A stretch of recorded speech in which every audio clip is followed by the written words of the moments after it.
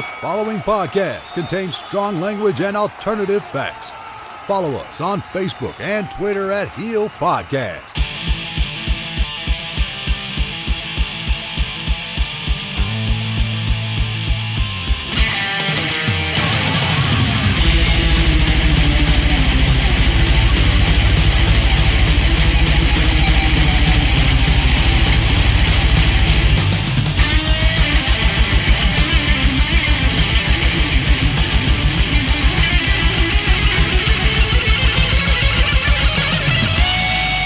Over the airwaves and under the influence, we are Turning Heel.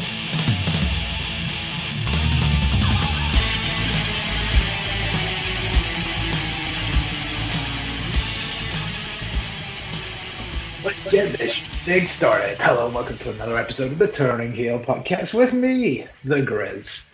And with me this week is Chris motherfucking Hughes. See my vest, see my vest, see my vest. Simpsons title, please.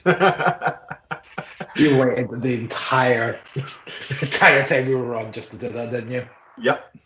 I've been sitting on it all morning. And now that's the thing, is like, I know for a fact you're just going to be walking around your flat just singing that constantly now. Yep, totally. Oh, I have been. Ever since I started wearing vests, I've realised I've been walking about singing that. Well, here is your championship belt. Thank you, sir. I'll wear it with pride. Mm-hmm. Yeah, you'll wear it for about 5 minutes until I get it back. So just having you keeping it warm with your vesty shoulders. My bare shoulders, actually. Ah, rawr.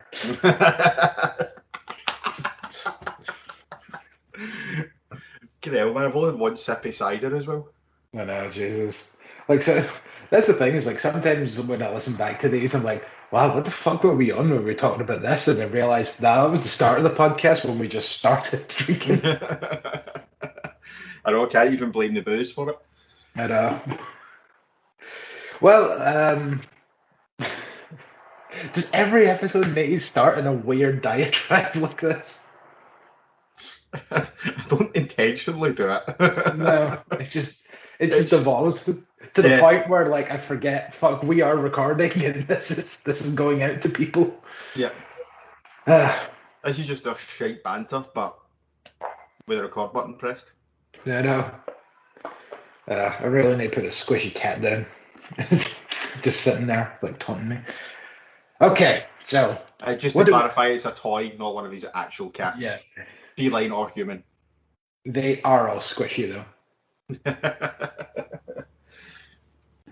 So what's on today's agenda, you may ask? Well, today's agenda, we have Impact Wrestling's Homecoming Impact Plus special event that happened on Saturday, which was news to me. It was a Just Got Him Sunday thing. Oh, I need to watch Impact and SmackDown. It's like, oh, there was a pay-per-view on Saturday. Okay. It's not like you to totally miss an Impact pay-per-view. I know. It just, I think, like, when it came up that, because I knew Impact Wrestling Homecoming was a thing, but I just assumed it was going to be like a TV special or something. And considering it was just like 2 weeks ago, maybe, that Slammiversary happened, I was like, they're not going to have another one this quickly. So when it popped up, I was like, oh, okay, right, well, here we go. Yeah, fair enough. And so that is what we're going to be discussing today. Obviously, as you can tell by the new format, we have dropped the weekly television. I think we mentioned this in the last episode. So just a couple of quick bits from the Impact going into this. Saw Switchblade and Jay White lose their first match against the Good Brothers when the Good Brothers hit the Magic Killer on Chris Bay for the victory.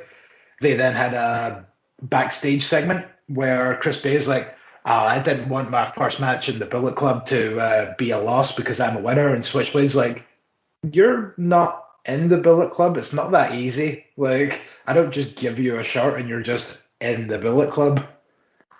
So there's more to come from that. Building up to this show, Brian Myers was looking for a partner for the King and Queen of Homecoming tournament. And he originally says, I'm going to pick Beulah McGillicuddy. But she didn't get back to me. So I'm going to give a call to Francine. And then he FaceTimes Francine, and she's like, why would I want to team with you? I was your second pick. You should have came to me first. And Myers is like, how do you know that I was your second pick? And then he's like, are you watching the show right now? And she's like, yes, of course I'm watching the show right now. How would you think that I knew that I was your second pick? So she hangs up on him, and then Beale says, I thought this was a pre-tape interview and not live.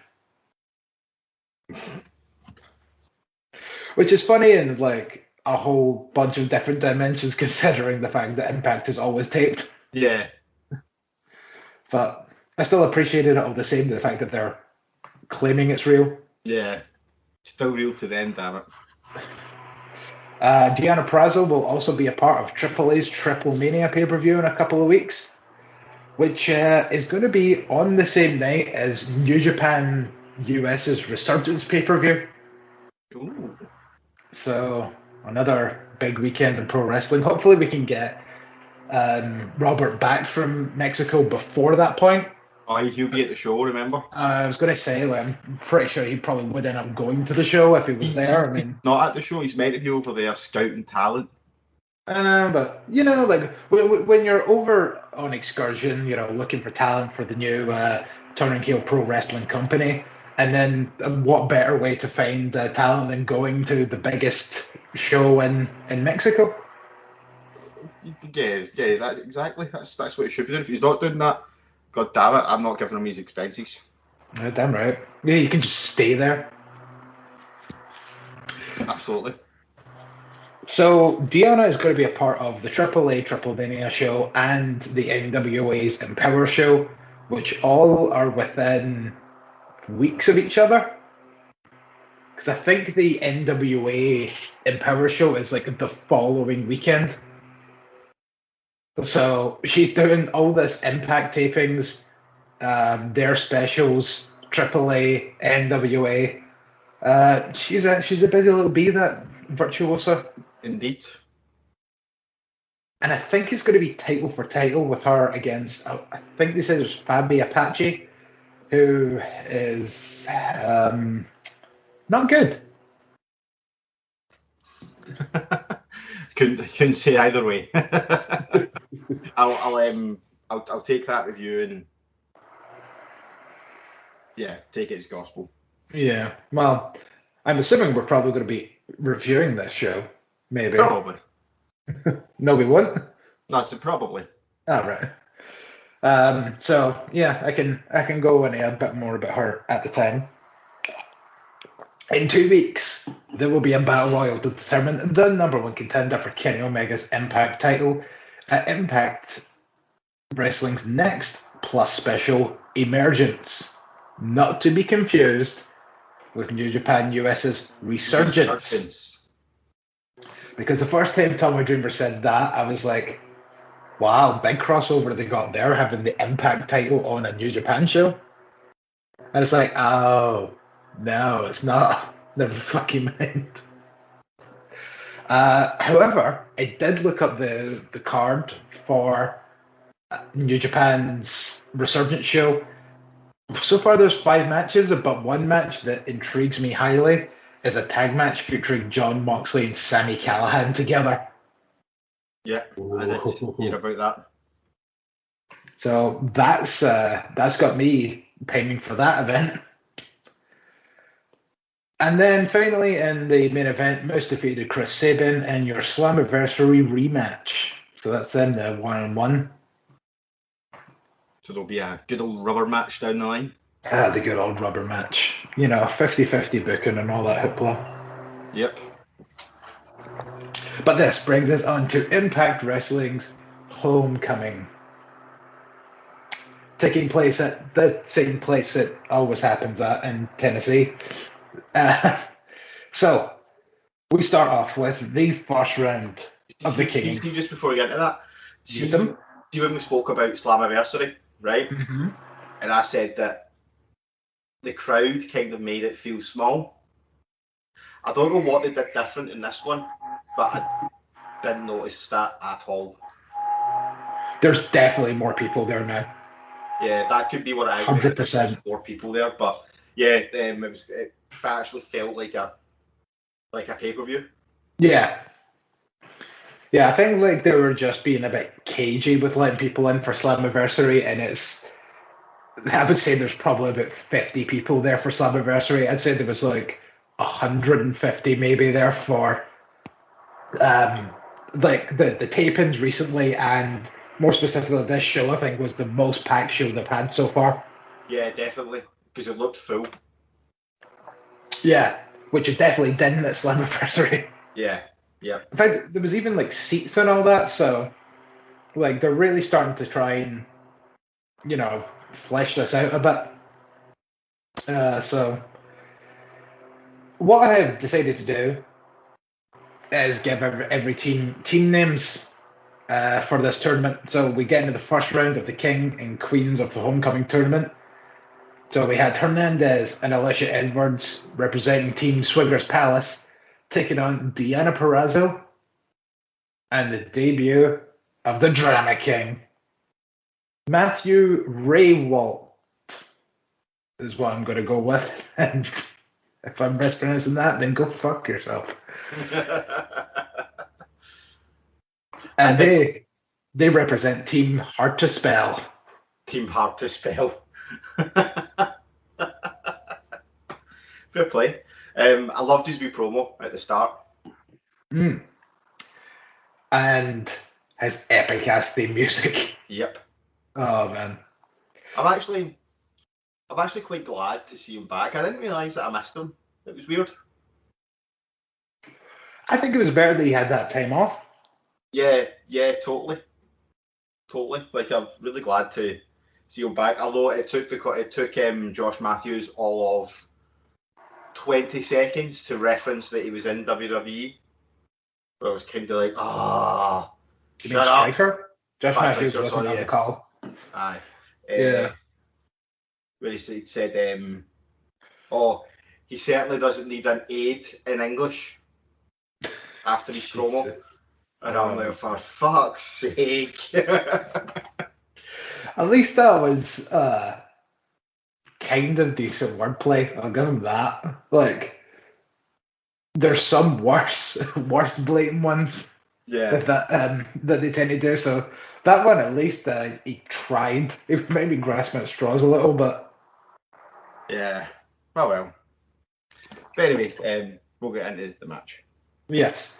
So early on, Hernandez gets tagged in, and instead of Matt tagging in, he starts hyping up Deonna Purrazzo like, "You're the best that there is in this business today. You can take him." So Deonna's like, "Yeah, I can take Hernandez. Here we go." So she starts trying to wrestle Hernandez, and then at one point she actually hits a big boot on Hernandez, knocking him down to one knee, which allows Ray Holt to come in and start his own attack, which I thought was really amusing. And this is, I guess, is obviously something we're going to be talking about throughout the whole course of the night. The fact that Impact Wrestling is not scared to do intergender wrestling. Yeah. There was actually, like, on the Go Home show, Taylor Wilde took on Caleb with a K, one-on-one, and it was just a wrestling match. Like, none of this whole, "Ooh, look at me, I'm a man, I'm sure stronger than you, tiny, attractive woman." And then she beat the fuck out of him and beat him legitimately. And it's like, yeah, because I could totally see that Taylor Wilde could probably legitimately beat Caleb with a K. But we get into the ending sequence of this match with Hernandez going for a dive, which connects with Raywalt on the outside. Then Alicia comes off the top rope, taking everyone out. Hernandez then sends Raywalt back into the ring. But as Dez is getting back in, Matthew kicks him in the face, gets a second super kick sort of move, hits this sort of front landing DDT. And Matthew Raywalt and Deonna Purrazzo advance to the second round, which I'm kind of surprised that Matt went over Hernandez and not Deonna going over Alicia Edwards, which was kind of interesting. But then we got to hear the first, for the first time of the night, the Drama King's fucking epic new theme music. Yeah. That may have been the reason why for the epic theme music, but also kind of want to put him in there to pick up like a strong win in his first match, because it looks as if they're going to push him in some capacity. Yeah, well, that was the thing. Yeah, like as soon as he showed up, I was like, okay, like this can go one of two ways, and I had the feeling that it might have went the other way than what it did, but we can get into that a little bit later. Yeah. Match number 2 saw Big Mama Pump and Little Petey Pump, the Pumpers, taking on Matt Cardona and Chelsea Green of the Green Bros. The Green Bros. I was tempted to call them the fucking injured appendages, but the Chelskis. Yeah, Chelskis. Yeah. I like it. Petey starts this match, so I should mention that Little Petey Pump, obviously Pete Williams, and Big Mama Pump was Jordan Grace. They're doing their Steiner gimmick. And Petey's standing in the middle of the ring, and he's like screaming, "The numbers don't lie!" So that got a brief Steiner math chant. There's this funny spot where Grace body slams Cardona, like just fluent as you like, bang, boom, up, down. There you go. Tags in Petey. Petey comes in, and he can't body slam Matt Cardona.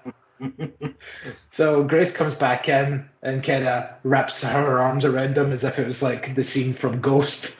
And it's like, okay, here you go, there you go. You just lift him up and then put him down. Damon comes with Cardona, goes for radio silence, but goes over and tweaks his knee. There's a double Canadian Destroyer tease, but no dice. But we do get the double Steiner recliner, which was locked in. Both of them break out with that. Grace countered. Sentences, words, mouth. Come on. I didn't do my red lorry, yellow lorry before we started. Red lorry, yellow lorry, red lorry, yellow lorry, red lorry, yellow lorry.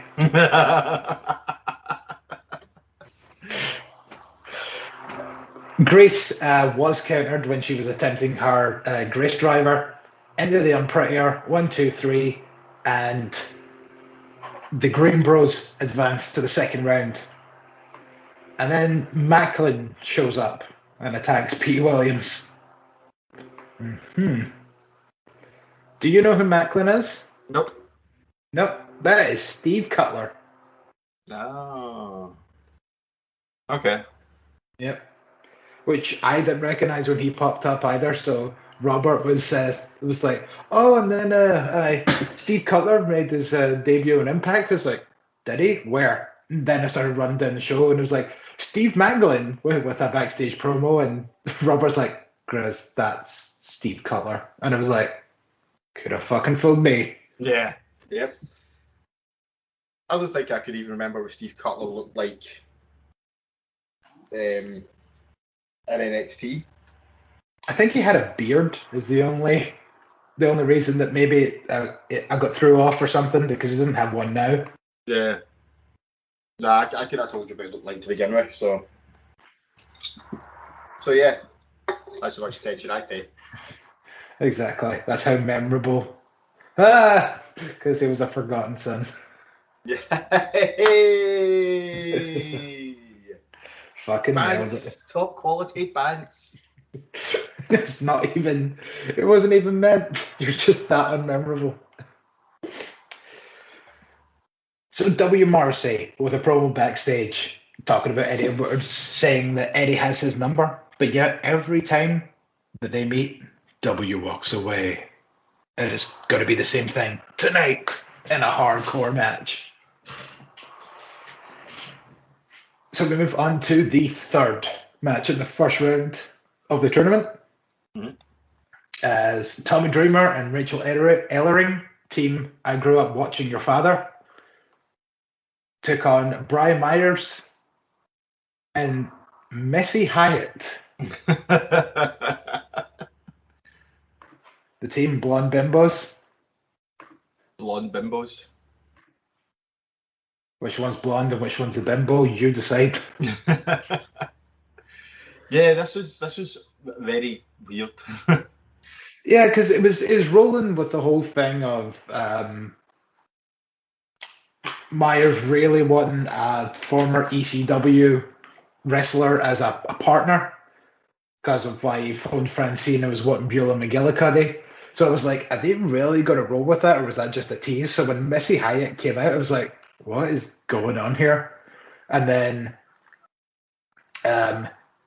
she gets Sam Beale introduces her. So Sam Beale was the one that hired her.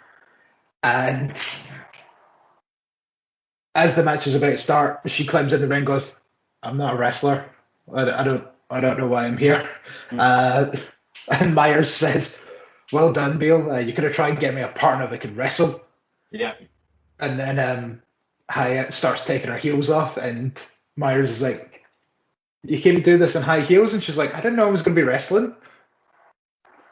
So she's kind of stands out in the apron while Myers wrestles most of the match. There's one point where Myers does tag in Missy, and she kind of, she's standing there in front of Rachel Ellering. She's like, like walking back and forth, trying to like outsmart Rachel, and then she just turns around and just tags Myers back in, gets back on the apron, and gets it. You still got it, chant. Yeah. Did she notice though when she get tagged in and she's looking at Rachel? She's like, she just pure mouthed, oh shit, as well, which I quite liked. She was just like, I realise that's terrible radio, but yeah, that got a wee giggle out of me. And the You Still Got It chant was excellent. Well, it's probably because, like, I wouldn't be surprised if back in the day she was probably ploughing Paul Ellering. Probably. Who knows? That's purely speculation, but Yeah. you know, Missy Hyatt has been in the wrestling business, sleeping her way to the top for how many years? Decades. Yeah, because part of Beale's spiel when she was when he was introducing her was she was part of World Class Championship Wrestling. I know for a fact that company died before I was born, so yeah. So she's at least that old. Dreamer and Ellering came out in LOD makeup, and speaking of Paul Ellering, I'm surprised they didn't get him in to kind of just accompany them to the ring for this show. Yeah, he's not contracted to WWE in any capacity anymore, isn't he? Not? No, I don't think so. I think when he got ditched by AOP all those moons ago, I feel like that was the kind of end for his run in WWE. Yeah. So Myers wrestles most of this match, goes to tag Missy at one point, but Missy jumps off the apron and leaves. This sets Myers up for the Dreamer and Ellering Doomsday device, which they hit for the 1, the 2, and the 3. Woohoo! Did you like the little face makeup gimmick that they were doing with the Road Warriors? Yeah. Although I was a bit confused by it at first because I didn't think Rachel Ellering. I'm like, what's going on? I really like the Road Warrior University T-shirt, and I may purchase it. Probably gone to a good cause. Yep. Because Paul Ellering probably needs to retire at some point. Yeah. Poor lad, overworked and underpaid. So this moves us on to the final first round match in the tournament as Rosemary and Crazy Steve, Team Cathouse. Team Cathouse, nice. take on Falaba, and Tasha Steelz in Team We Ran Out of Ideas. That was a very bizarre pairing. Yeah, there was a little bit on Impact where he walked up and asked her and gave her a bunch of flowers, and then when he walked away, like Tasha Steelz was like, these bloody fake flowers, and then Kira Hogan's like, well, you said yes to them. Yeah. Who would you pair him with though? I mean, true. There probably isn't many other people to do this with at this point, but I don't know. I kind of feel as if, like, if you put Chris Bay and Tasha Steelz together, maybe that would work. Better. But I think the problem you'd have with that is though, Chris Bay would probably need to do well in the tournament because of who he is. Do you know what I mean? But then you've got the out of Tasha being the one taking the pin, which would still keep Bay strong because he didn't lose. Yeah, I suppose.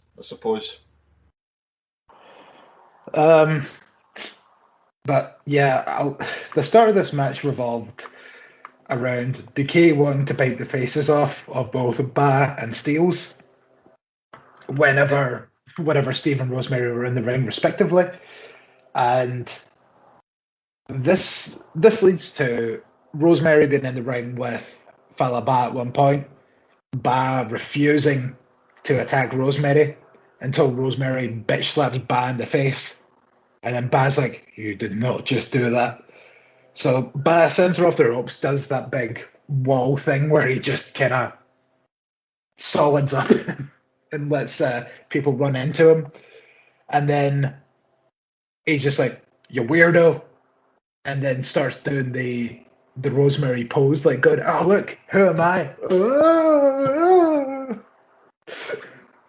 And then Rosemary pops up and then it's face to face with Ba, and Ba just goes, ah! Oh. I didn't realise, obviously now the crowds are back, I didn't realise just how over Decay actually are. The crowd go fucking mental for them. Yeah, I'd say they're like pop of the night most nights. Yeah, totally. Ba goes for Rosemary in the corner. She sidesteps and Ba crushes Steelz in the corner. This allows Crazy Steve to come off the rope with his diving DDT. 1, 2, 3, and it is over. Decay.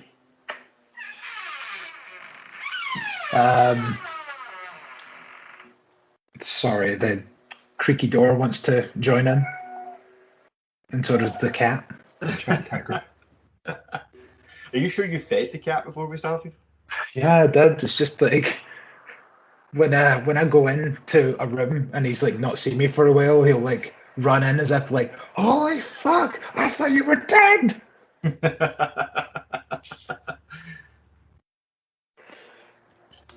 So Macklin gets an interview after saying that he's after the X Division title and Petey is standing in his way, so the crosshairs are now on Petey Williams. This brings us to Willie Mack versus Diener in an unscheduled match, not unsanctioned, unscheduled, because didn't know this was happening. And this match was a match. Mack misses the 6-star. Diener attempts his DDT, which gets countered into a stunner.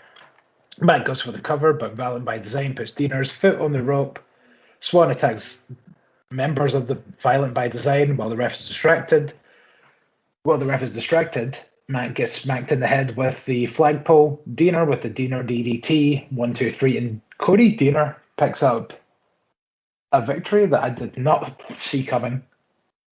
Well, I thought he would win, but I obviously knew he wouldn't win clean. But they said this in commentary, and I completely agree. This was match of the night for me. I really enjoyed it. Yeah. I mean, going into this, I was like, ugh, this is going to be a nothing match because it's Diener, the least interesting member of Violent by Design, and Willie Mack, who I'm just not a massive fan of. And yeah, they they proved me wrong. Like, they definitely pulled off a hell of a lot better match than I expected, but absolutely would I not say that this was match of the night. I'm surprised that. Also, I haven't been watching as much Impact as I was, but I'm surprised you're saying that Diener being the least interesting for you. Like, he's probably the member of Violent by Design I'm most interested in. Really? How so? Well, Eric Young, I'm just fair on Eric Young. I like him, but I'm just a bit fair on him now. Mm-hmm. Rhino, again, I like Rhino, but I've seen enough of him over the years. Like Diener's like the one that is new and fresh to me. Do you know what I mean? Okay, well, what about Doring? Did you mention him? Yeah, I couldn't remember his name. That's how interested I am in him. Ouch. Yeah, he's all right, but no, I like the whole Diener gimmick when he was doing the hillbilly thing with like cousin Jay. Do you know what I mean? Yeah. So it was good to see him evolve away from that kind of comedy gimmick. It wasn't really comedy, but it was like a stereotype gimmick. Do you know what I mean? Yeah. So it was good to see him evolve away from that. Do you know what I mean? I would say it was definitely comedy. Yeah.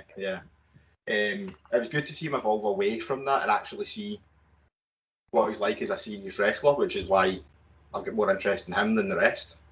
Fair it is. I mean, like, I'll agree with you on that. Like, him dropping the Cody Diener gimmick was definitely a stark change, considering the first time that Diener was in Impact was in, like, I want to say, like, 2008, 2010, somewhere around that sort of period.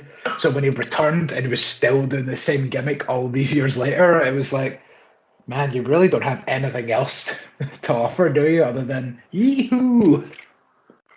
Yee-hoo! Giver. Yeah, no, that's my reasoning behind it anyway. Oh well, I like your reasoning. Must admit, it was a good essay. B+. Thank you. I'm going to get a can of cider to celebrate. Good, you should. Yeah. There you go, ruffle your hair. There you go. Goodbye. And while you do that, we will get into the second round of the King and Queens of the Homecoming Tournament, the semi-finals, as Matt Cardona and Chelsea Green took on Deonna Purrazzo and Matthew Raywalt. Still going with it. I think it's right. So a good portion of this match saw Cardona kept in the ring and Deonna and Raywalt tagging in and out, just pounding away at him. At one point, Green did have a pen on Deonna, which Raywalt broke up. This leads Cardona to come in and hit radio silence, taking Raywalt out of the ring. Deonna then attempts the armbar on Cardona, but Green comes in with an elbow, breaking that up, and then connects with a shitty-looking stomp to Deonna. Raywalt is back already after taking Cardona's finisher, and I'm talking this was about maybe 20 seconds, and he was fully recovered to the point where he wasn't even selling. Attempts the unprettier on Green. Green reverses, but doesn't connect. Raywalt counters radio silence, hits his DDT again, and Raywalt wins a second match. And I'm going to say, like, I'm pretty surprised that this ending happened more so than the first one. Yeah, I was a bit in two minds about this one. My feeling on it was the winner of this match was winning the tournament. But I really thought it would be Cardona and Chelsea Green. I was thinking that the final was going to be Cardona and Green versus Myers and partner until Missy Hyatt came out and I went, well, there's my bracket busted. Glad you never put a coupon on that one. Yeah, definitely. It'd be funny if they did that though. We just had Brian Myers like just do everything, all the matches himself. Do you know what I mean? Yeah. Actually, that would be really funny. And then like he would keep hitting his finisher, but just as he's about to hit his finisher, like Missy Hyatt would tag in, so he would hit his finisher, then she would run in, get the pin, do absolutely nothing. Yeah. And then maybe like in the final, they could have set up for that point where it's like he stands in the corner and he like reaches behind to like go and tag me, and then she tags in, he misses the finisher, gets taken out of the ring, and then I don't know, like she gets like the softest body slam or something like that to like lose. Well, See, that's what if you had her just lie down? Yeah, she just gets in. It's like, nope, not for me. Because again, it goes back to that whole thing where she's been in the wrestling business for so many years and hasn't learned a single thing. Yeah. I think there's in fact, it's up next. Funnily enough, now that we bring them up again, Myers comes up to Hyatt as she gets interviewed, like, oh, so what did you think of your Impact debut? And then he wanders up and is like, you've been in the business for like 100 years. Could you not learn like a wrist lock or a power bomb, anything? And then Hyatt says, yeah, I told you I'm not a wrestler. I've been a manager for, then lists off a whole bunch of people. And then she says, do you know what all those people have that you don't? Originality. Think about that. And then Myers just goes, this is your fault, to Sam Beale, and wanders off. Then Hyatt starts flirting with Sam Beale. It's like, oh, look at this curly hair. Oh, why don't you take off your glasses? Let me look into your sweet little eyes. Ooh, why don't you close your eyes and I'll give you something to remember me by? And then Beale's like, okay. Oh, shucks. And then gets hit in the face with her handbag, but she laid that fucking in. Yep. Poor Beale, like, fucking probably has like a cheek out to about here for like the next week. It shows she's not a worker. No, she definitely isn't. But it was all in good fun. Oh yeah. And plus, like, again, like Impact Plus specials, when you're doing stupid shit like this, like, I mean, it's less than 3 hours. You can't really complain. Yeah. It's just, plus this tournament was fucking fun. Yeah, I really enjoyed it. It's kind of missed a tournament. We've not had a really good tournament in a while. Especially like a one-night tournament. Yeah. Everything tournamenty these days is New Japan that books off like a 4-month block. It's like, right, we're doing a tournament. There's going to be 46 shows and they're all going to be 5.5 hours long. Yeah. And then you've WWE that do their tournaments over about fucking 3 or 4 weeks. Mm-hmm. Although, did you hear the rumour that apparently the Saudi show is going to be a King or Queen of the Ring? Ooh. They should just do 2. Just like, I think they will do a Queen of the Ring, but I think they won't do it in Saudi. Yeah. Maybe that's what they should do for when everybody goes over to Saudi, like on the next SmackDown or Raw or whatever, like while they're all over there, they just do the Queen of the Ring on like SmackDown. Do you know what? I was thinking that they might potentially do Queen of the Ring on NXT because they've been banging on for the last few weeks about it being the best women's division in the world. Yeah, and then you can maybe have 1 or 2 people from Raw and SmackDown being in there as well. Yeah. And be like they're coming back down to NXT to be like, well, you know, I'm the best. Yeah. Like, have Charlotte, have, well, not Bayley because she's injured, have Sasha. Probably would still be too early for Becky to come back, I'm going to assume, since she's, you know, not back yet. My only issue with that is they'll probably then have Charlotte win it. But I'm like, kind of like, because like, see something like Queen of the Ring, right? I think that's a perfect tournament for the likes of Xia Li to win. Yeah. Just to give her something, do you know what I mean? Mm-hmm. Because they can't really do anything with her in the women's tag division unless Mei Ying wrestles. Mei Ying wrestles, yeah. She's 1,000 years old. Yeah, so that's not going to happen. And they've already done the title opportunity, which she lost. So something like a Queen of the Ring tournament's like ideal for her to win. But she lost and almost got murdered in. Yeah. Poor Xia. She'll be okay. She was a tough cookie. She finished that match. But obviously that was pre-recorded, so no, like, remember the last time something like that happened was when Ridge Holland dropped Johnny Gargano on his fucking head, and apparently there was like half an hour between like that incident happening and then the end of the match. Yeah. But then it was like about a minute on TV where Gargano sprung up, done a super kick, done this finisher, and got the victory, and was like, right, I'm away to go and get my fucking head checked. Yeah, I forgot about that. And there was also the Ridge Holland injury as well. I don't think that was the same match. I know it wasn't the same match, but it was the same sort of idea because they do not stop for ages when that happened. But I think that one was live. The Ridge Holland injury. It could. No, I don't think it was. Yeah, because it happened during commercial. Like, it happened just before it. His fucking both his legs just exploded, and then they're like, cut to fucking commercial because this guy's blood-curdling screams of agony are scaring the children. And then we came back from commercial, and then they were like, here he goes on a stretcher.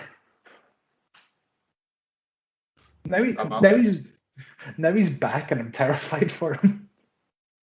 Yeah, I know. Especially like I was actually shocked he's back.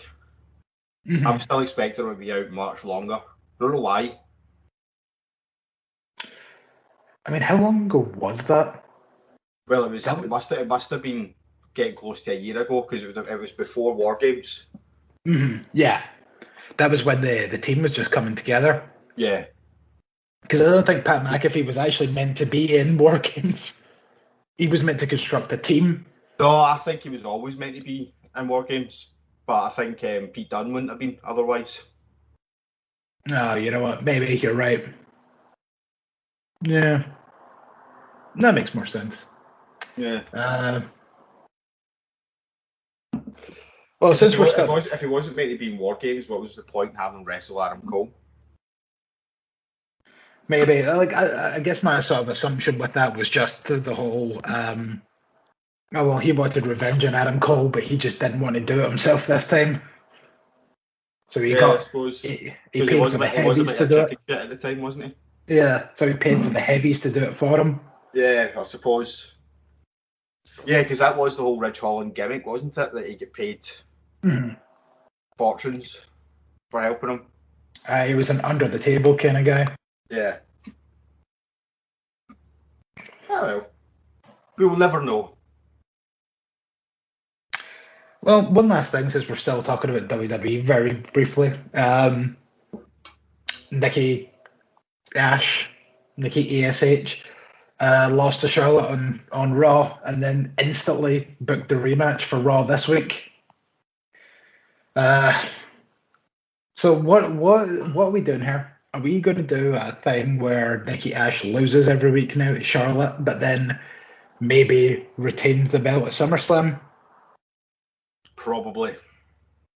Because that's what I'm seeing here is like her luck has run out now that she's cashed in Money in the Bank, and then she flukes out a victory at SummerSlam, as me thinks. Yeah. I guess we'll see. Do you know, actually, I'm going to call it. Go on. She doesn't fluke out a win at SummerSlam. Well, she does, right? But she does it with a bit of help. And the returning Becky Lynch. Like just the whoa kicks in. Charlotte gets distracted. Nikki ASH rolls her up. 1, 2, 3, and then Becky comes out. God damn it. I was starting to get into that tune there thinking it was I just wanna be loved.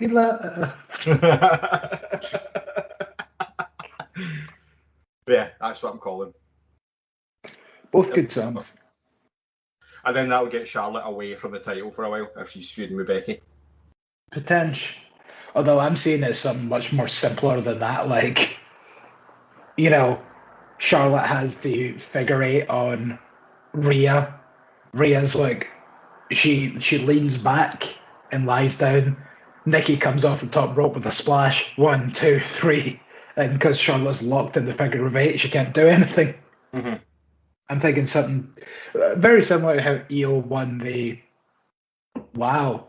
Literally, I just booked the finish the same way that Charlotte lost the NXT title to Io in your house. Yeah. But you know what? Do it again. Yeah, totally. Speaking of people that used to be in NXT, Rachel Ellering teamed with Tommy Dreamer against Decay in the second semi-final match to get back on track. So this is second match for Decay, where the match started with the fans chanting, "Bite their face off, bite their face off." And then we get a human centipede of biting. Dreamer bites, I think Dreamer bites Rosemary, Rosemary's biting Dreamer, and then Crazy Steve then bites Dreamer, and then Rachel Ellering comes in and bites Crazy Steve. So, you know, tetanus for everyone. Beautiful. Yeah. It's not like we're in a pandemic or anything like that. No, we're not anymore. It's fine. Don't worry about it. Yeah, that's all went away now. Yeah, it was the hot weather, as they said. Like, yeah. COVID didn't have a ticket to get into the Impact Zone, so it was fine. Even though it was free entry, but no COVID's allowed. They're actually free? I don't know. Probably not where they are now, but like there was a period when they were at Universal Studios. Yeah, no, I knew that, but technically there was still a fee for that because you had to have a ticket for the park. I know. So they'd still been making money. Do you know people been in? It's like that thing we say every month when it's like the new games come out on PlayStation Plus. It's like, oh man, we got these games for free, and it's like, well, we didn't. We paid like 50 quid per year for these games, so you know they cost something. Yeah. Logically. Yeah, emails, go away. Go away, emails. Right there. So Tommy Dreamer hits DDT, but on Crazy Steve, but Rosemary breaks the count. Tommy throws Rosemary out the ring kind of sloppily. I'm surprised that she didn't get hurt from that. It was just kind of the way that she could have out of the ring. Like she couldn't hit anything else on the way out of the ring. Don't. Successful defense there. It's coming back by the end of the show, I'm telling you.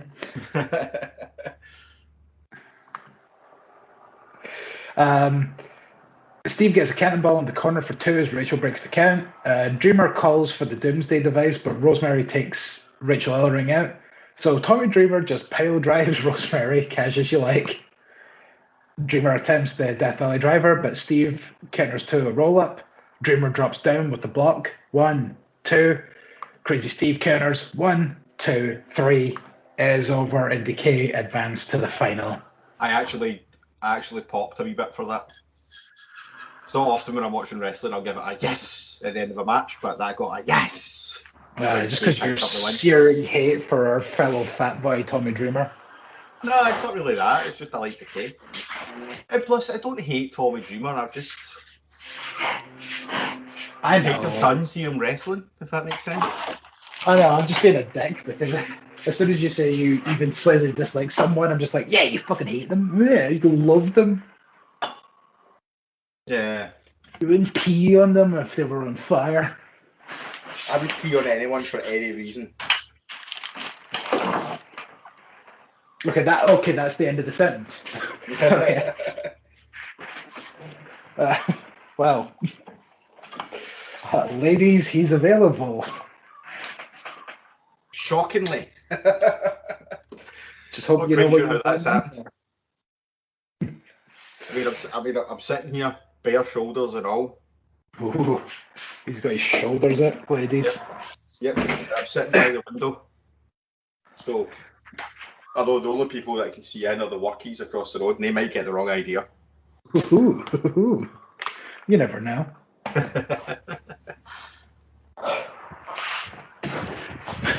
I mean, there was that one time where Robert just done an entire podcast with like no shirt on whatsoever. Yep. But then kept rubbing himself, and it was like, I'm unsure of the feelings that I'm feeling right now. Because he just kept kind of doing that, like, just like rubbing his neck and all that, because it was like so warm, and it was just like, what's happening? Turn it off.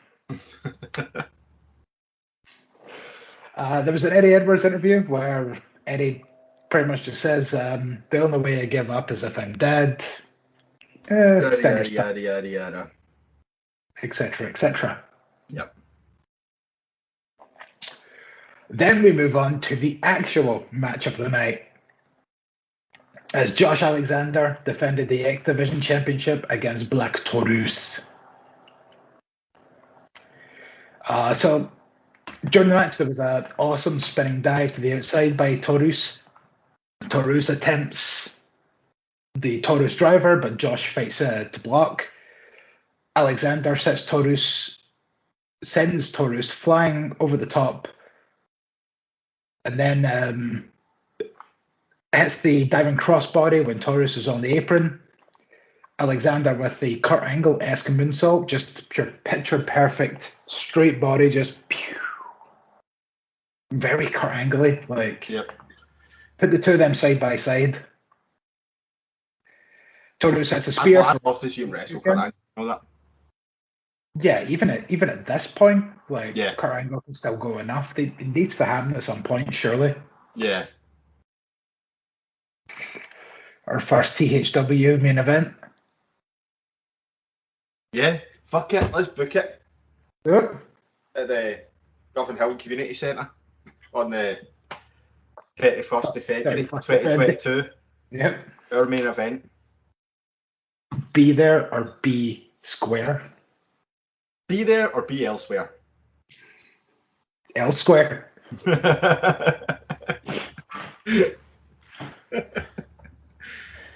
The pish we talk. Oh, yeah. Taurus hits a spear for a deep 2 count. Taurus again attempts the driver, but Josh counters to the ankle lock. Taurus then counters that. Taurus then sets Josh Alexander up for a hard Karana from the top, but Josh counters into a diving Finley roll from the top. Then there's just this insane back and forth of punches, kicks, headbutts, boom, boom, bing, bang, bong, until Josh finally hits his powerbomb to the knee and pile driver to retain after an absolutely awesome match. Yes, it was a very good match. I'll stay with this just for a second, just really to give Taurus some props. Sip of vodka for the working man. Because I feel like this was the first time that Black Taurus has really been given the opportunity to go out there and properly wrestle, because he's always kind of stuck in these tag matches most of the time, and I don't feel like he really gets given the sort of the platform and the opportunity, and he's also not been given his due as to how good of a wrestler that guy really is. Yeah, I actually thought there was a better chance than there has been over the last few months that the title might change hands in this match. Yeah, to be honest, going into it, I thought so as well. I don't know what it was exactly. I think it was just more as the match went on, that Black Taurus was just still so aggressive and on the offensive and didn't really look at any point like he was going down. Mm. That I thought, what if? Decay are in the final of this tournament. Rosemary and Havoc have just won the tag titles. Are they just giving Decay a big push as a faction? I mean, it wasn't to be, but this could be something that you could keep in the pipeline and maybe have the male Decay win the Impact tag titles at some point and have all 4 members be tag champs at the same time. Yeah. Yeah, I certainly wouldn't be against that. Make it happen. Get it booked, Vince, even though you don't run TNA. Yeah, I know. If you don't book it, we will. Do you know what? Fuck it, man. Co-main event. Say that again? Co-main event. Co-main Dublin event. Hill Community Centre on the 31st of February 2020. Yeah. It's going to be all 4 members of the Decay against to be determined because we don't have anybody else yet. Yeah, we'll figure that out. Yeah, maybe we'll have Stevie Boy, Kaylee Ray. We'll bring back Carmel out of retirement. We'll just pay her the big bucks to come back. And yeah, we'll just throw in Davey Boy as well, but we'll make him like more of a dark character in turning heel wrestling. So like we'll put him in a gimp suit. What he does in his own time is I'm only joking. But this brings us on to the King and Queen of Homecoming Tournament finale. As Matthew Raywalt and Deanna Purrazzo took on Decay. So for about the umpteenth time, we get to hear Decay's awesome theme music. I wasn't complaining. I wasn't complaining either. And then also Raywalt's theme music as well. Yeah. Played constantly, again, ain't complaining. So once again, this match starts with Crazy Steve trying to bite the ear off of the Drama King, which at least works for him because he starts talking about, was it Van Gogh that cut his ear off, or was it Picasso? One of those painters. I think it might be Van Gogh. I'm not 100% sure.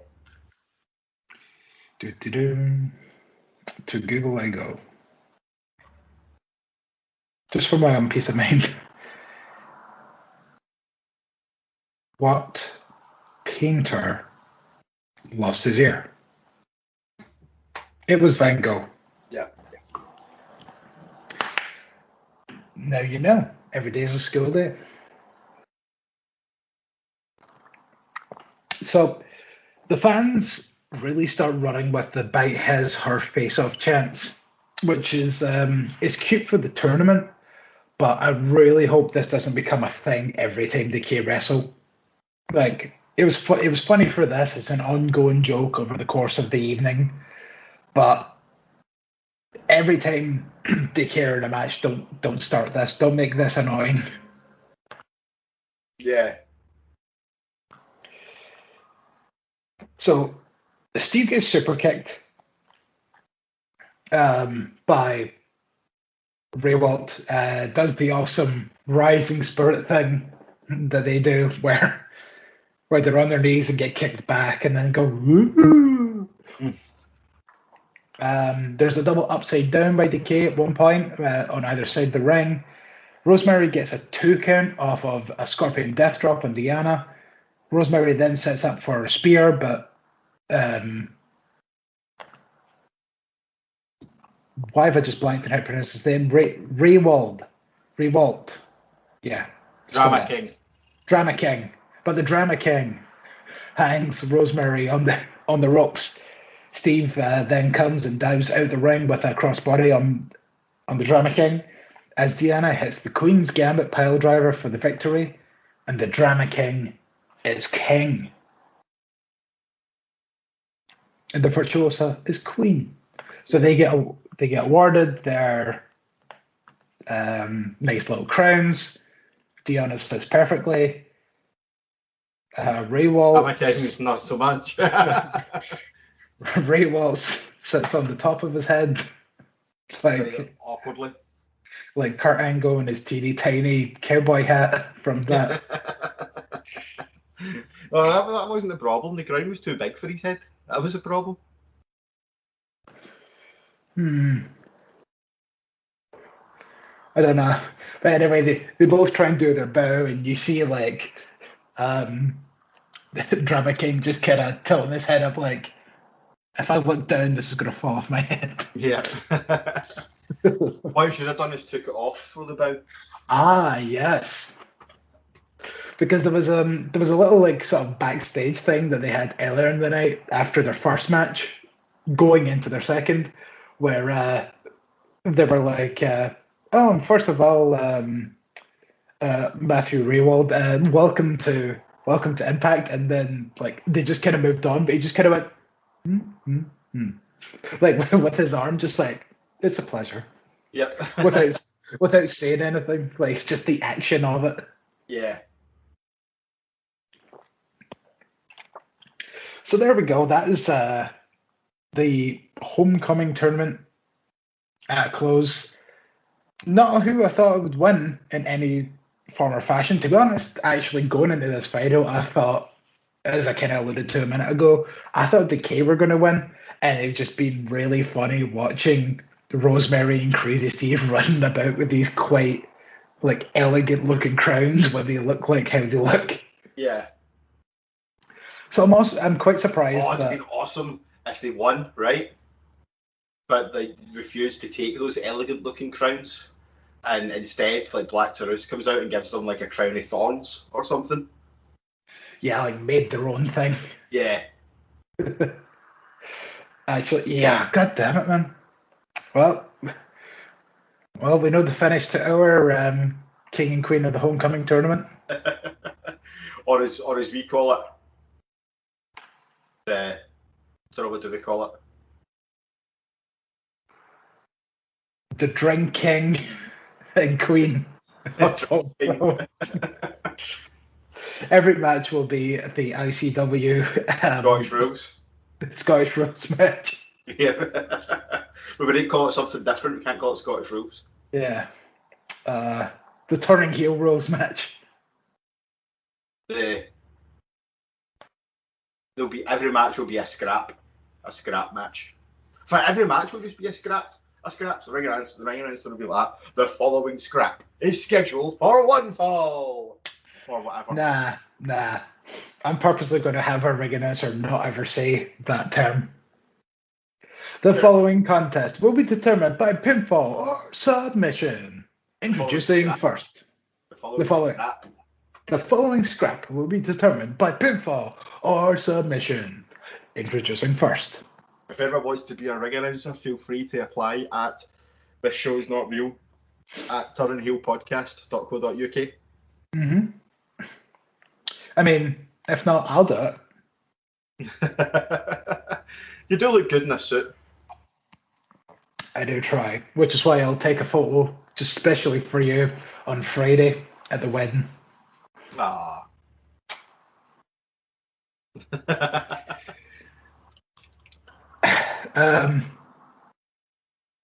But yes, just purposely, like either that or I would love to purposely hire. I was about to call him Orange Cassidy. Simon Cassidy. Yeah, and then say you're not allowed to say one fall, or you're fired. You have to say what I just said. The following scrap it will be determined by pinfall or submission, or you're fired. Or I will hire him just so he comes out, and then I'll fire him in the opening segment, and then I take over ring announcer. All right, you can be ring announcer. I'll be GM. But then we all have to be in commentary, though. Mm. You, me, and Rob are in commentary for every match. Probably treat it like it's a podcast, so we get drunk. Yes. Yeah, every show needs to be over 18s, especially when you buy the DVD, because of the amount of shite that we're going to talk on commentary with all the swears and everything. Yep. And then be like, we'll be like marking out to the main event. We'll get up the next day and be like, I haven't got a clue what fucking happened last night. Yep. But then we watch the DVD back and be like, wow, that match was amazing. It's too bad that like between the three of us we're like, Spinebuster.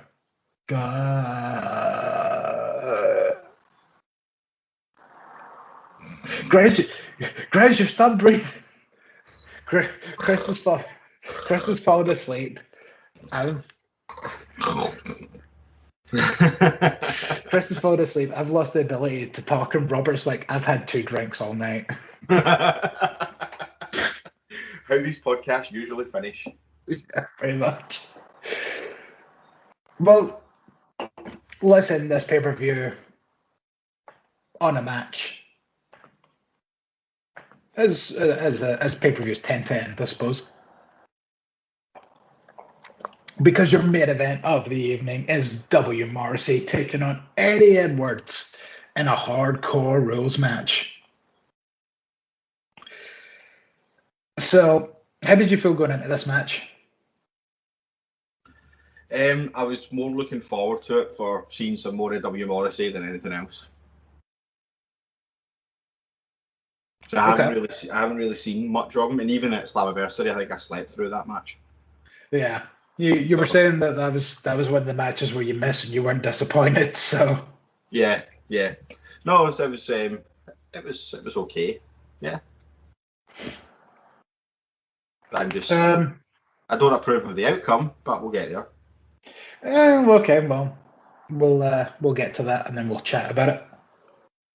Indeed. Glug of vodka for the working man. Okay, so. Hardcore match. Eddie Edwards hits a blue thunderbomb on a W that looked absolutely insane during this match for a 1 count. Just someone that small as Eddie Edwards getting Morrissey up for a move like that. Hell impressive, regardless of whether or not you like the guy. Yep. W wraps a chain around the neck of Eddie Edwards.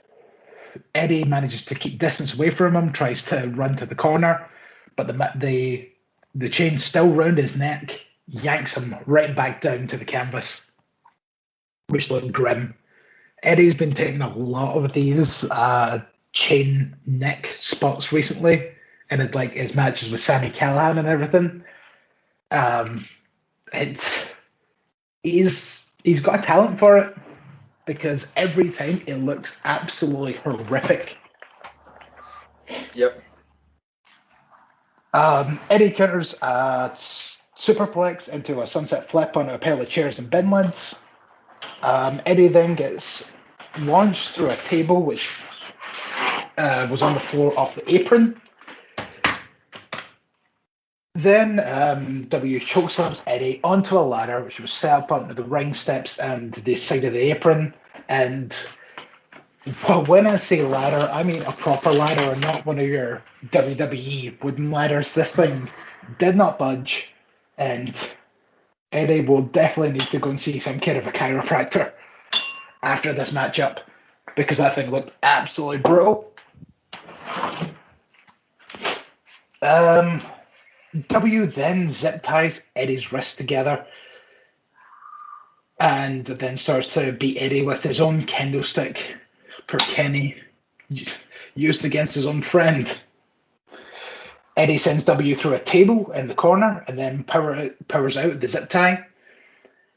Eddie then starts beating W. Morrissey with his own kendo stick, keeping him down. Eddie then wraps the chain around his knee, hits the Boston Tea Party, gets the 1, 2, 3, and Morrissey's undefeated streak is over. Yeah. Right. Okay, so I will give you the floor first. I was disappointed that W. Morrissey lost. I don't know what it is about Eddie Edwards, right? I just can't get into him at all. Do you know what he was reminded me of during this match, in the build up to the match, in the video package and the match itself? Go on. I was really getting a Super Xena vibe off him. Okay.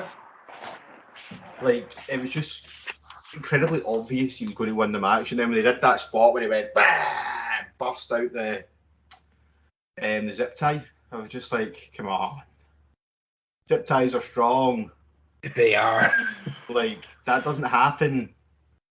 Do you know what I mean? And yeah, I've got a very Super Xena vibe from Eddie Edwards. He goes into every match the underdog, pretty much, when he's fucking almost never the underdog. It's because he's a little small fella. He's a genie. He's a little...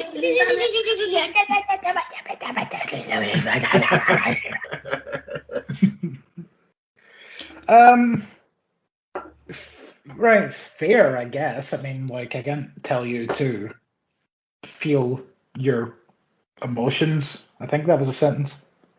Yeah, you're close enough. Yeah. I can't tell you what to think. Although, like, personally, I'm genuinely surprised about the outcome of this match, I'm not going to lie. I thought that... Well, actually, I suppose I'm more on a kind of 50-50 sort of thing with this, because we are in Eddie Edwards' kind of home of hardcore. Some would even say a house of hardcore. Hey, I did enjoy the soft core chant. It took me a split second to get it. Because at first I was like, what, are you implying that he's not very good at hardcore matches? Then I was like, oh my god, soft. Well, SAWFT, soft core. And I was like, yes, brilliant. I did enjoy that chant. And then there was that point during the match where Eddie went to hit W. Morrissey with a trash can lid and let it go, and it flew into the crowd, and you just seen some random catch and go. I missed that. And then they passed it back through the crowd so they could get it back. No, but like what I was kind of saying is, like, I was thinking, like, right, well, a hardcore match obviously is Eddie Edwards' kind of bread and butter at this point.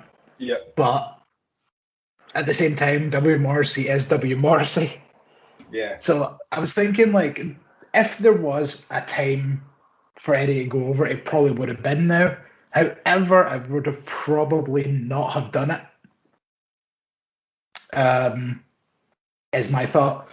I feel like W. Morrissey was on such a roll recently that maybe having W beat Eddie Edwards at his own game would have been perfect for him, and then would have pushed him that bit further ahead. Because, I mean, while getting a knee to the face wrapped in chain, yeah, probably would knock you the fuck out. It would have looked so fucking awesome if W. Morrissey kicked out of that. But I'm saying that because I'm actually quite big on W. Morrissey right now. Mm-hmm. So it is what it is. Like, I'm happy for Eddie because I love Eddie Edwards, but I don't know if it was the best choice. I feel like W. Morrissey should have maybe won this.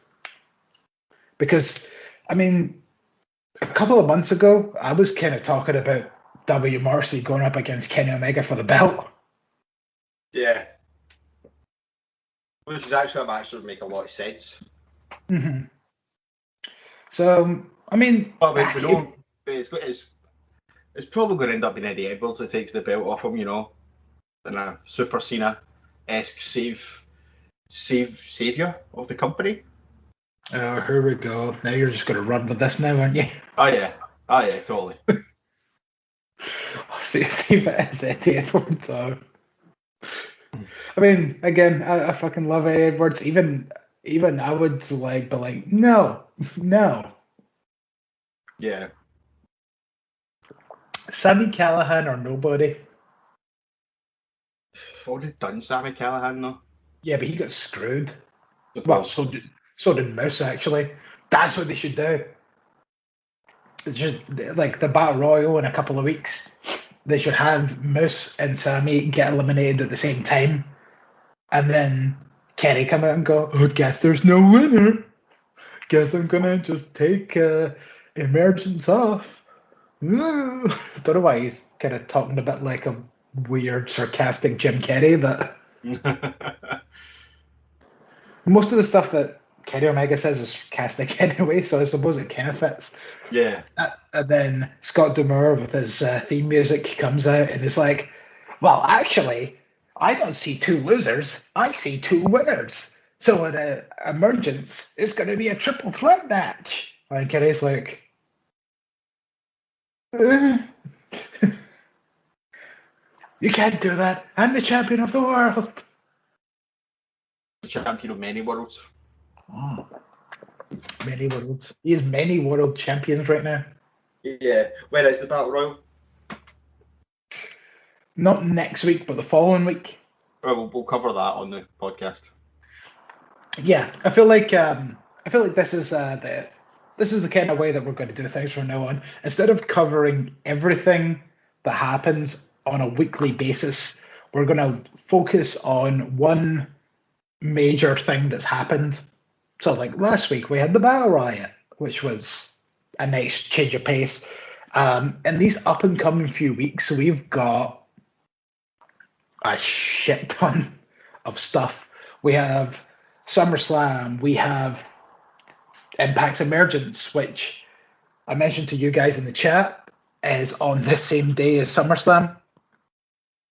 So the last time this happened was when Impact had Hardcore Justice on the same day as WrestleMania on Saturday. So as of right now, I am assuming that means that the Impact show is going to be on early. Yeah. So that'll be about 8 o'clock our time. And it will finish an hour before SummerSlam starts, hopefully. Give or take. So we could be looking at a two pay-per-view extravaganza there. Yep. We've also then got... you've also got TakeOver the following night. We've also got TakeOver, yeah.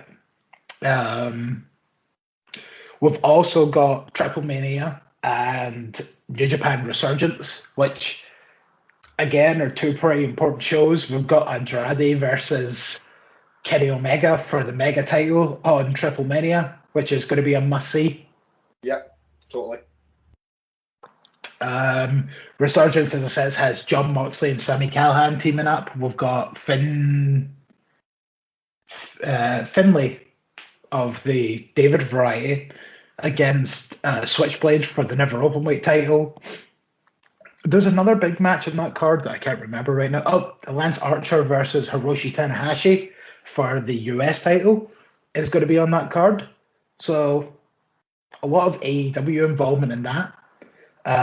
Then closer to the end of the month, we have the two NWA pay-per-views, the Empower Women's pay-per-view and then the 73rd anniversary. Like, it's chock-a-block with like major wrestling shows over the course of the next week. And part of the reason that we stopped doing all the sort of TV stuff is to maybe start looking at some of these other promotions and some of their big shows. And just with almost every weekend having a wrestling pay-per-view or a big wrestling show in general, sometimes you just don't need weekly television anymore. Yeah, there's so much wrestling on, it's so difficult to keep up with everything. It really is.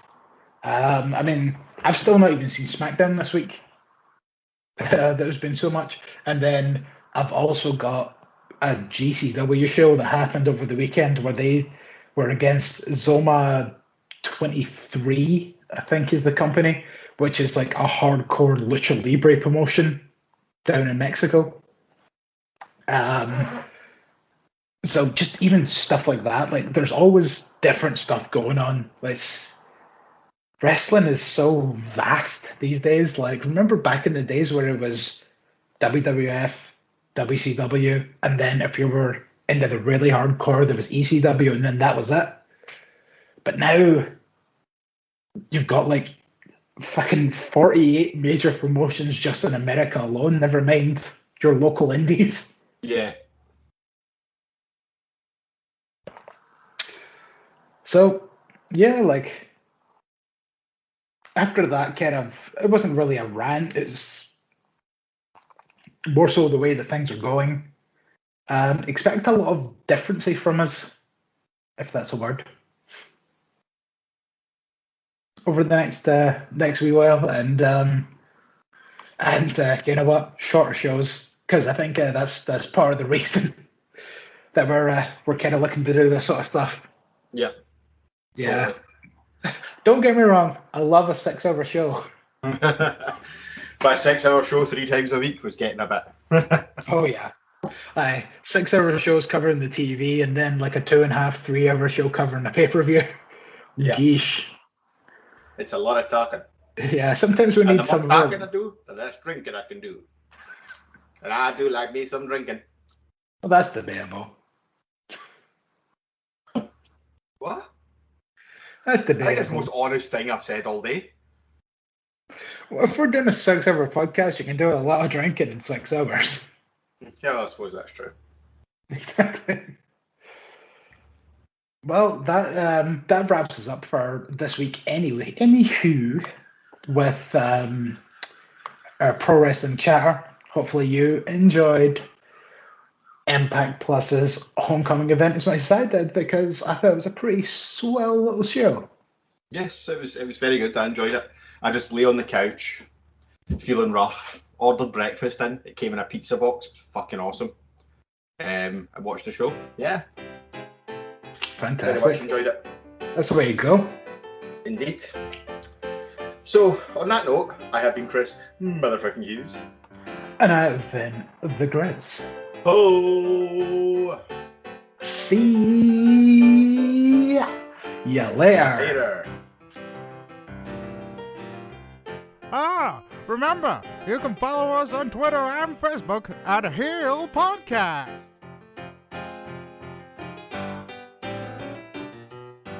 And also, don't forget, you can hear our archives on the World Wide Web at heelpodcast.co.uk.